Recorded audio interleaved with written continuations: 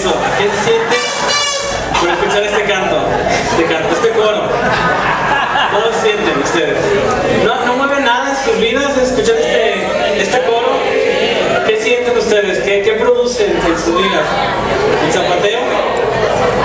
Hasta algunos, ¿dónde? Jalisco, hasta había algunos hermanos por ahí, hermanas, que inevitablemente estaban moviendo así el piecito, ¿verdad? Así como que casi queriendo pararse pronto, ¿no? Para hacer algo.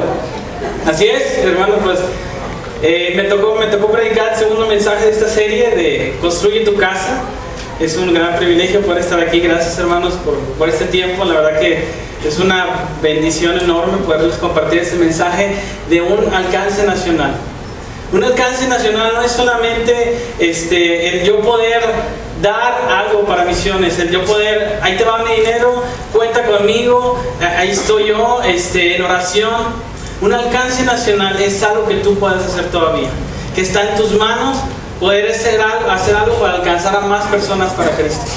Un alcance nacional, lo tipifico con este pequeño coro, ¿verdad? Canto muy conocido por muchos de nosotros.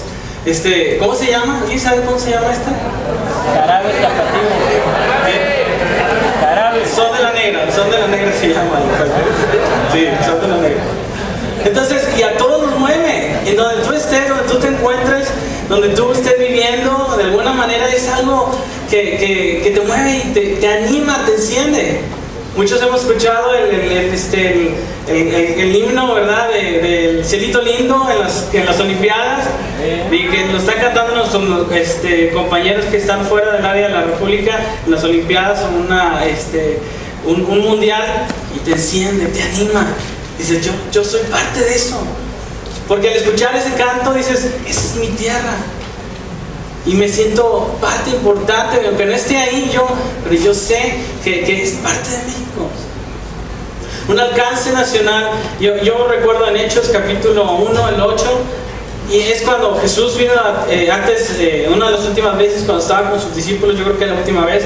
En Hechos capítulo 1, 8 dice, pero recibiréis poder cuando haya venido sobre vosotros el Espíritu Santo, y me seréis testigos en Jerusalén, en toda Judea, en Samaria y hasta lo último de la tierra. Jesús estaba dando esa orden a sus discípulos, diciendo la importancia que ellos tenían que llevar a cabo esa tarea tan grande y tan trascendente.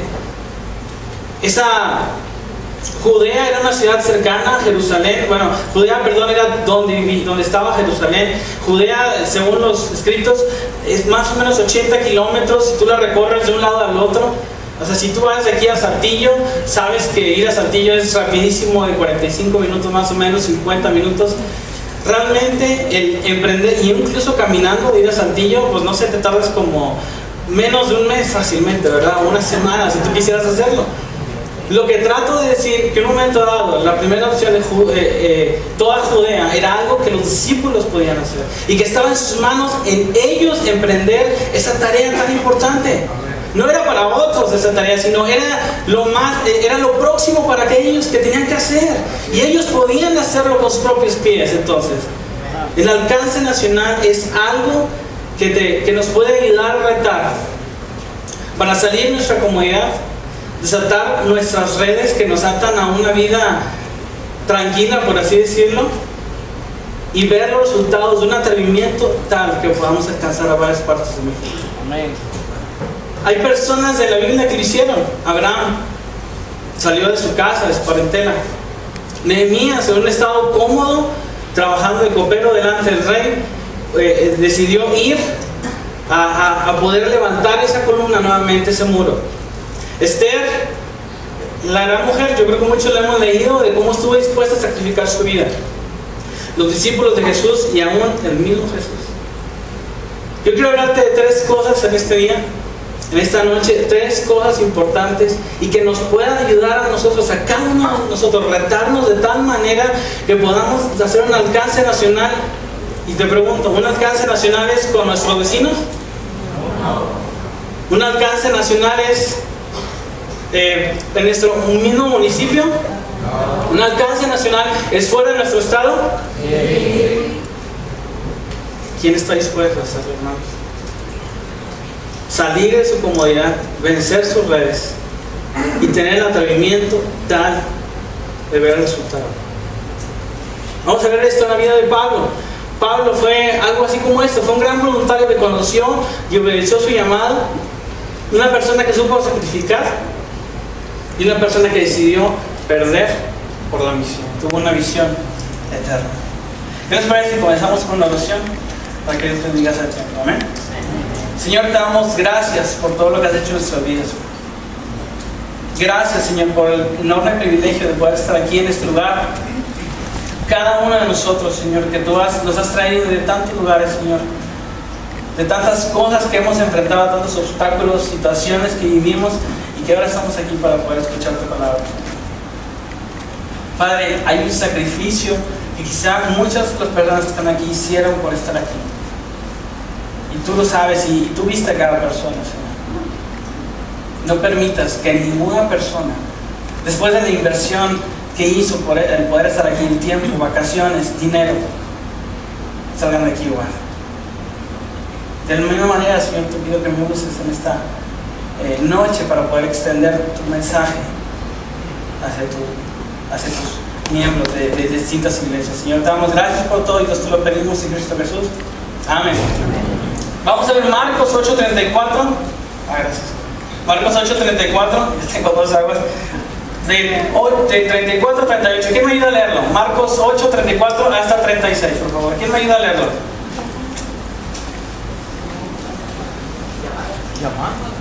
Alguien que sienta cansancio un poquito. Marcos 8:34-36. ¿Quién me ayuda a leerlo? Listo, gracias. Llamando a la gente y a sus discípulos les dijo: si alguno quiere venir en pos de mí, niéguese a sí mismo y tome su cruz y sígame. Porque todo el que quiere salvar su vida la perderá, y todo el que pierda su vida por causa de mí y del evangelio la salvará. Porque ¿qué aprovechará el hombre si ganare todo el mundo y perdiere su alma? Bien, muchas gracias. Es Jesús mismo retando a sus discípulos, diciéndoles y llamando a la gente, dice, y les dijo: si alguno quiere venir en pos de mí, dice, nieguese a sí mismo, tome su cruz y sígame. Que todo el que quiera salvar su vida la perderá, pero aquel que quiera ganar su vida por mí y por el evangelio la ganará. Yo muchas veces he recordado o he visto casos en donde personas deciden hacer las cosas por sus propios medios. Yo recuerdo mucho, en mi casa me ha pasado, hay una cosa que hay que componer y como buenos mexicanos, buenos hombres, mi esposa está hablando por teléfono pensando, oye, vamos a darle un plomero o alguien que lo arregle. Yo lo hago primero. A veces no jalan las cosas como uno quisiera, ¿verdad? Y yo creo que llegué tarde al curso de plomería y carpintería, ¿verdad? Pero siempre ha sido mi intención, yo lo hago, ¿no? No te preocupes, o sea, yo me encargo de eso, ¿no? Y aunque a veces no salga y salga peor el asunto, pero al menos ya aprendí. Hágalo usted mismo.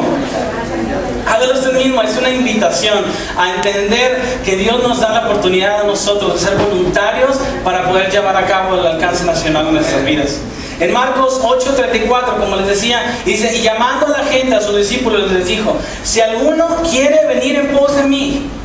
O sea, el llamado de Jesús hacia la gente, dice que fue a la gente y a sus discípulos. En otro pasaje de la Biblia, en otro evangelio, dice que había una multitud que seguía a Jesús. Y que de alguna manera habían visto a Jesús algo. A lo mejor algunas personas que seguían a Jesús era aquella persona que habían sanado a su hija, a algún familiar que Jesús lo había tocado. A lo mejor alguna persona que seguía a Jesús era aquella que comió de los panes y de aquellos peces. Pero en algunas veces la Biblia refiere que había personas que seguían a Jesús por solamente su interés de recibir algo. En Hechos 8:3 dice que Pablo asolaba a la iglesia. Vamos a continuar con la presentación. Hechos 8:3, si lo tienes en tu Biblia adelante. Hechos 8:3. Regresando a nuestro ejemplo de Pablo, miren lo que dice la Biblia. Dice, y Saulo asolaba la iglesia y entrando casa por casa arrastraba a los hombres y a mujeres y los entregaba a la cárcel. El apóstol Pablo fue una persona apasionada en lo que hacía, ¿no crees? O sea, era un hombre celoso, en la Biblia lo menciona, un hombre celoso a la ley. apasionado de tal manera que podía ir en contra de los cristianos, los agarraba, los acusaba, los maltrataba. Incluso él consentía la muerte de los discípulos de Cristo. Era un hombre apasionado por ello. Pero una vez Jesús tocó a la vida de Pablo, y por medio de Ananías, ¿se acuerdan qué pasó con la vida de Pablo? Se quedó ciego, Dios mandó una luz del cielo y Pablo quedó ciego. Saulo, que se llamaba en ese entonces. Entonces Jesús contactó a una persona llamada Ananías, ¿se acuerdan? Y pasa lo siguiente en Hechos 9:13 al 14. ¿Quién me ayuda a leerlo? Hechos 9:13 al 14, por favor. Ahí están sus Biblias. Entonces Ananías respondió: Señor, he oído de muchos acerca de este hombre, cuántos males ha hecho a sus santos en Jerusalén. Y aún aquí tiene autoridad de los principales sacerdotes para prender a todos los que invocan su nombre. Muy bien. Ananías, ¿qué orden tenía entonces? Para entender un poquito. Ananías tenía la orden estricta de ir a hablar con Saulo, para hablarle y ganarlo y decirle: oye, Jesús es el que te ocupa en este ministerio de alcanzar a los gentiles. Pero ponte en el lugar de Ananías un momento. Ponte en el lugar de Ananías por ser voluntario llamado para ir a hablarle a aquel Saulo, al que todos mataban, al que mataba a todos los cristianos. Oye, necesito que vayas y hables con tal persona, con el comandante Marcos, que ya es cristiano. Oye, pero presidente o el pastor, ese comandante Marcos está matando a todos los cristianos que se acercan a Chiapas para hablarle de Cristo. No me importa, tú ve y háblale de Cristo a él. Oye, ¿es difícil hacerlo? Claro, es difícil. Piénsalo un poquito de esa manera. Y Ananías en un momento a lo mejor tenía hasta razón de decir: oye, Jesús, ¿sabes bien lo que me estás pidiendo? ¿Quieres que vaya y le hable a esa persona que está matando a los cristianos? ¿Quieres que vaya y me meta en la cueva de león y quién sabe si salga después de eso? Se le dijo: ve, porque es el instrumento que yo voy a usar para mi gloria. Era un voluntario capaz y dispuesto a vencer los miedos. Voluntarios así se necesitaban en Deuteronomio 23 al 4. Vamos a leer en tu Biblia eso. Deuteronomio 23 al 4. Cuando Moisés hablaba de las leyes o de las reglas que había que ocuparse en la guerra. Deuteronomio 23 al 4. Vamos a leerlo ahí. Dice la palabra de Dios: y les diré: oye Israel, vosotros os juntáis hoy en batalla contra vuestros enemigos. No desmayéis vuestro corazón, ni temáis, ni azoréis, ni tampoco os desalentáis delante de ellos, porque Jehová vuestro Dios va con vosotros para pelear con vosotros contra vuestros enemigos para salvarlos. Ahora brinca del 5 al 1, continúa del 5 al 8. Y los oficiales hablaron al pueblo diciendo: ¿quién ha edificado casa nueva y no la ha estrenado? Vaya y vuelvas a su casa, no sea que muera la batalla y alguno otro la estrene. 6. ¿Y quién ha plantado viña y no ha disfrutado de ella? Vaya, vuelvas a su casa, no sea que muera la batalla y alguno otro la disfrute. 7. ¿Y quién se ha esposado con mujer y no la ha tomado? Vaya y vuelva a su casa, no sea que muera la batalla y alguno otro la tome. Versículo 8 y el último: volverán los oficiales a hablar al pueblo diciendo: ¿quién es hombre medroso y pusilánime? Dice ahí, no me quedé. Dice: vaya y vuelvas a su casa y no apoque el corazón de sus hermanos como el corazón suyo. No apoque, no afecte a otros para mal. ¿Quién es ese hombre medroso y pusilánime? Oye, si tienes esto que te ata, tienes este problema, necesitamos voluntarios de verdad, dispuestos a entregarse. Voluntarios capaces. Que esto no sea algo que los detenga para poder servir al Señor. Que no sea algo que los detenga para poder entregarse en esta guerra tan importante que estaba peleando Moisés. Esta guerra es trascendente. Y era el pueblo mismo de Israel peleando contra los enemigos. Y decía: no queremos hombres miedosos y pusilánimes. Trasládalo a este momento. La verdad, el pecado ha subido a nuestras vidas de tal manera que en Jeremías 9:20 al 21, no lo leas, dice: porque la muerte ha subido por nuestras ventanas, ha entrado en nuestros palacios para exterminar a los niños de las calles, a los jóvenes de las plazas. ¿Es real este pasaje en la actualidad? O sea, la muerte ha entrado en nuestras casas. Para empezar, ¿quién la dejó entrar? ¿Qué padre y madre de familia no permitieron que entrara ese pecado, entrara esa maldad en nuestras casas.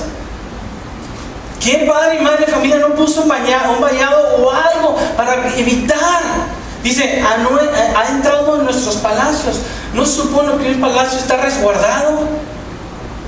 Que tiene columnas fuertes, fortificadas, y es difícil que entre a un palacio un enemigo. La muerte ha entrado a nuestros palacios, a nuestras casas. Lo vemos en la televisión, hermanos. ¿Cuántos jóvenes militan en los negocios del narcotráfico? ¿Cuántos jóvenes están en la drogadicción? ¿Cuántas personas están buscando sus propios bienes, sus propios intereses, sus propias pasiones? Gente que gasta miles de pesos por comprar un abono en un estadio, y sus vidas empiezan a despedazarse. ¿Cuántas veces, de las 3 veces, 4 veces que hemos alcanzado a ir a Guadalajara, vemos cómo está el libertinaje, pero de una manera abierta pero grande? Dices, ¿dónde está la influencia de Guadalajara? Nosotros tenemos Estados Unidos, de alguna manera somos vecinos, pero ellos ¿quién? ¿No será que ha pasado como romanos, que ellos mismos se han entregado a esas pasiones vergonzosas y están unos con otros, dice la Biblia? ¿Y dónde están esos voluntarios? ¿Dónde están esas personas que dicen, nos alistamos para ser voluntarios del ejército de Dios? ¿Quién ha ocupado sangre en ese tiempo? ¿Quién no ha ocupado sangre? O sea, yo creo que algunos de nosotros hemos tenido algún familiar enfermo y está en el hospital, y es triste que de alguna manera llega el doctor y dice, oiga, necesitamos un donador de sangre, a no sé, 2 litros, 1,5 litros. Hace poquito mi mamá estuvo internada en el hospital, en la clínica 21 de IMSS, y empezamos, oye, necesitamos 1,5 litros de sangre, güey, ¿cómo le hacemos? Pues claro, pasamos la lista de primero los familiares, los del primero, pues siempre, y ahí le toca a uno, ¿verdad? Donar sangre, y empezamos, oye, nos falta, ¿cómo le hacemos? Entonces mi hermana dijo, oye, no podemos ir a los soldados, ellos parece que alguna vez pueden donar sangre y ayudarte. Y empieza a pensar, ¿cómo le hago? ¿Quién está dispuesto a que le metan una aguja en su brazo y que esté sacando sangre por alrededor de 5 minutos? Peor si fueran plaquetas. Peor si tocara así. Ahora, cambian un poquito y piensa que eres tú el que ocupa esa sangre. ¿Cómo te sentirías si nadie está dispuesto a sacrificar un tanto de su tiempo para que alguien te dé un poco de sangre? Mandan correos por todos lados, oye, por favor, alguien que done sangre, que me ayude. Las oportunidades son como las olas, vienen y van, pero nunca serán las mismas. Hermanos, se ocupan voluntarios dispuestos a sacrificar, voluntarios dispuestos, aún ellos mismos, personas mismas dispuestas a ir. ¿Sabes qué? Yo voy al centro de batalla, yo voy al campo de batalla, cuenta conmigo, pastor, cuenta conmigo, porque yo quiero ir y hacer el trabajo allá donde se ocupe. Las oportunidades que Dios nos habló de muchas maneras para ir a Guadalajara. Una vez yo estaba hablando con Emilio y le decía, oye Emilio, ¿sabes qué? Se me hace que no vamos a poder ir a Guadalajara, porque a lo mejor no teníamos el ingreso, no teníamos el tiempo, y íbamos a hacer un viaje de reconocimiento.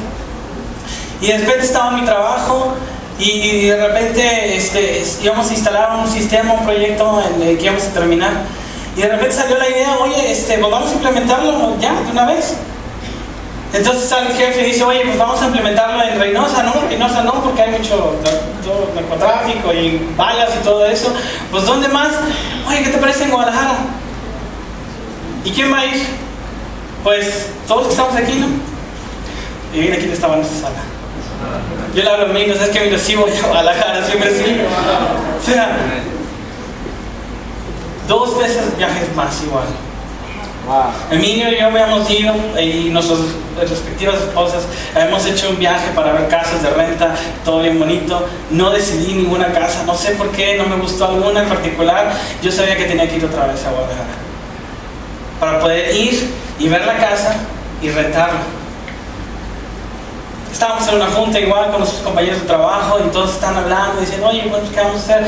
Se necesita ir, dar un curso en Guadalajara. Y le dicen con un compañero, oye, ¿cómo es? ¿Tú puedes ir? Dice, no, sabes que yo tengo un evento con mi hija, no puedo, lástima. ¿Quién cree que fue el siguiente? Yo.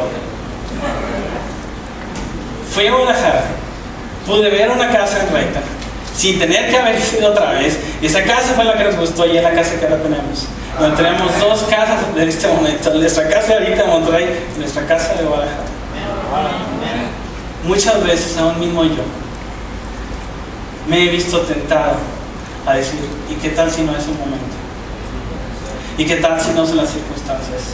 ¿Y qué tal si no hay la economía? ¿Y qué tal si no hay los recursos? ¿Y qué tal si me dejas de apoyar? ¿Y qué tal si...? Y aún Dios mismo ha decidido, vas a ir. Y vas a ir.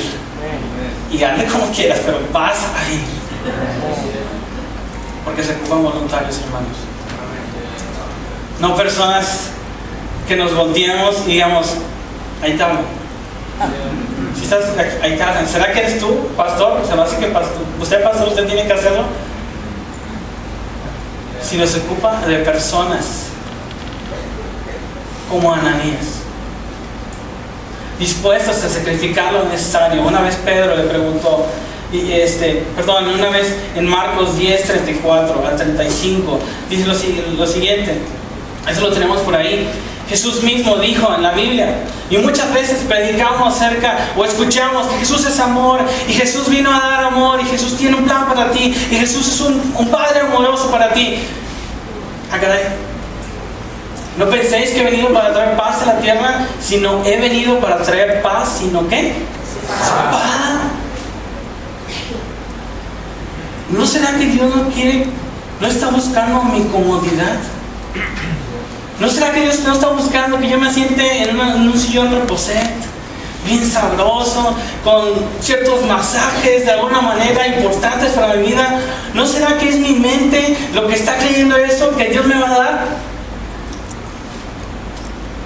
¿No será que es lo que yo estoy buscando en mi mente?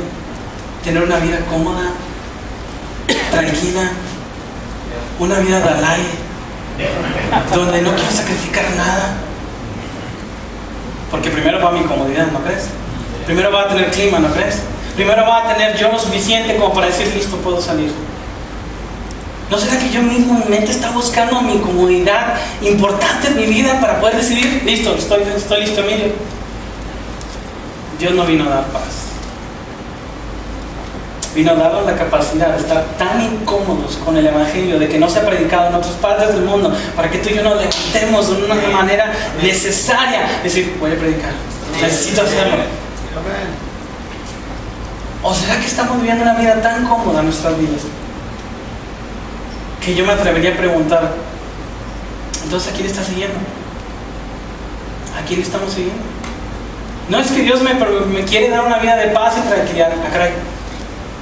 Porque he venido para poner distinción al hombre contra su padre, a la hija contra su madre y a la nuera contra su suegra. ¿Qué vida estás teniendo delante de Dios hoy en día? ¿Una vida cómoda? Una vida que ha llegado de tal manera de incomodarnos a nuestras vidas, a nuestras familias, a nuestros vecinos, a nuestros amigos por haberles predicado de Cristo. Una vida tan incómoda que te anime a ir a otras partes del mundo para que tú mismo te digas, no me siento suficientemente contento, contenta por lo que he hecho hoy en día delante de Dios. Porque no creo que lo que hemos hecho hasta ahorita es suficiente para Dios. ¿Qué tan cómodo estás dispuesto a vivir? Vamos a ver un pequeño video y continuamos.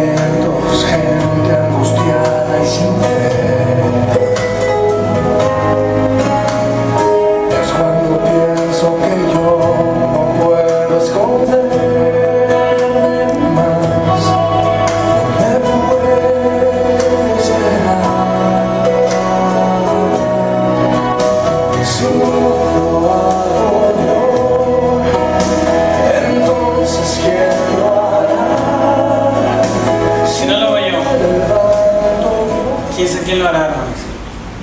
Si no estoy dispuesto a hacerlo yo, a poder sacrificar un tantito más, a vencer mi grado de comodidad en que me encuentro, ¿quién lo hará? Por eso también hay que vencer las redes. En Marcos 8:34 al 38 dice también igual el mismo versículo base, y llamando a la gente, a sus discípulos, les dijo: si alguno quiere venir en pos de mí, niéguese a sí mismo. Jesús invitaba a las personas nuevamente, decía: oigan, a la gente y a sus discípulos, si alguno quiere venir en pos de mí, mira lo que tienen que hacer. Niéguense a sí mismos. Niéguense lo que ustedes son. Abandonen su ser. Entiendan que tienen que seguirme. Entiendan que los principios que yo estoy hablando son principios que tienen que desconocerse, rechazarse y abstenerse cada uno de ustedes a sí mismos.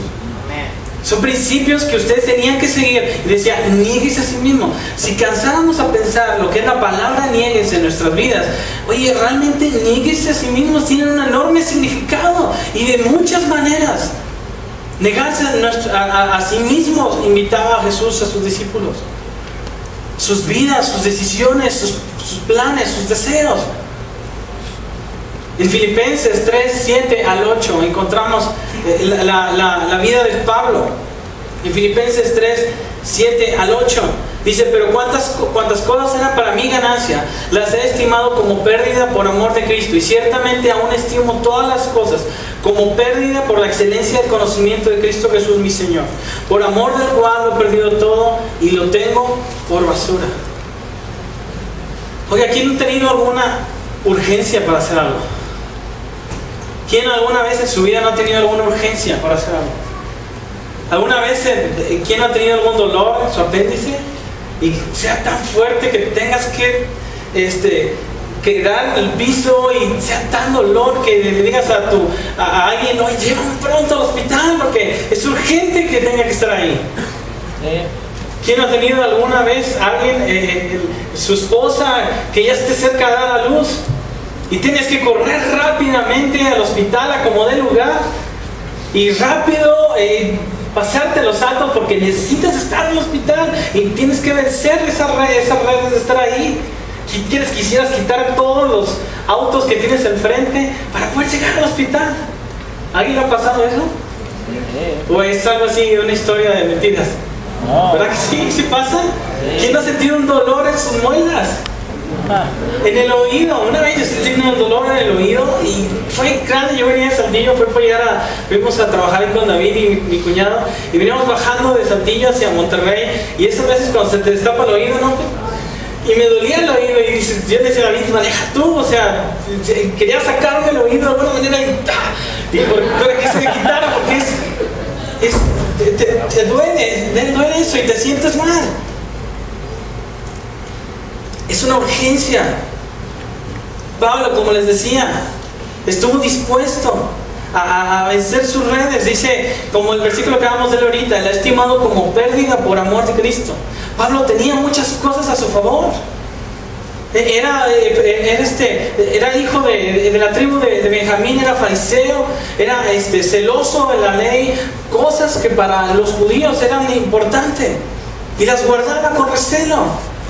Era algo que él lo tomaba y lo apreciaba. Pero en Filipenses, el versículo que acabamos de leer, dice: pero cuantas cosas eran para mi ganancia, las he estimado como pérdida. ¿Por qué? Por amor de Cristo.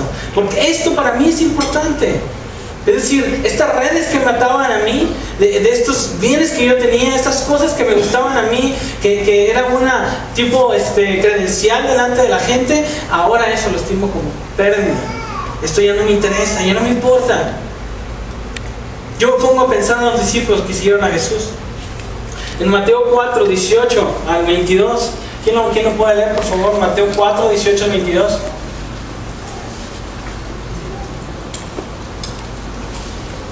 Mateo 4, 18 al 22. ¿Pueden leerlo, por favor? ¿Alguien? Andando Jesús junto al mar de Galilea, Gracias. vio a dos hermanos, Simón llamado Pedro y Andrés su hermano, que echaban la red en el mar porque eran pescadores. Y les dijo: venid en pos de mí, y yo os haré pescadores de hombres. Ellos entonces, dejando al instante las redes, le siguieron. Pasando de ahí vio a otros 2 hermanos, Jacobo hijo de Zebedeo y Juan su hermano, en la barca con Zebedeo su padre, que remendaban las redes, y los llamó.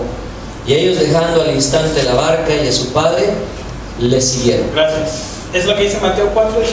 Imagínate ese ejemplo. Ese versículo lo conocemos. Jesús iba caminando cercano de ellos y de repente esos hombres estaban trabajando ahí con su padre, pues trabajando en la pesca, remendando algunos sus redes y echando la red en el mar, otros más. Jesús simplemente pasó delante de ellos y dijo: síganme. Así nada más, síganme. O sea, esos hombres ni siquiera habían ido a suficientes conferencias misioneras. Esos hombres ni siquiera habían faltado a ningún eje. A lo mejor ni siquiera habían dejado de ir a ningún cima, y cada cima estaban presentes ahí al frente participando. Ni siquiera habían hecho eso.